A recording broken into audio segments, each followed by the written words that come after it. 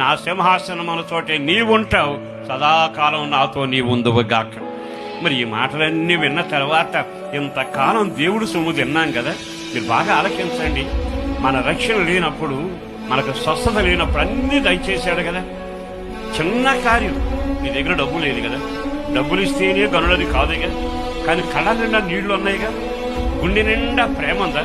ప్రభా, ఈ వ్యభిచారి నాశనం అయిపోతున్నాడయ్యా, ఆ త్రాగుబోతు నాశనం అయిపోతున్నాడయ్యా, ఈ ఒక్క ఆత్మను రక్షించవా అని ఏనాడైనా ప్రేమను కుమ్మరించి మోకాళ్ళకి చూస్తూ కన్నీడి ప్రార్థన చేస్తే ఒక్క ఆత్మ రక్షించబడ్డాడు అనుకో, ఒక ఆత్మ దేవుని వైపు మళ్ళాడు అనుకో. ఇది చిన్న కార్యమే, చిక్కుడు గింజ లాంటిది, కానీ ఆ పేలాల లాంటిది ప్రభు జ్ఞాపకం చేసుకోబోతున్నాడుగా. గుడి మీద చేయి పెట్టుకుని ఎవరికి వాళ్ళు ఆలోచించండి, నా దేవుని కొరకు నేనేమైనా కార్యాలు చేయగలిగానా?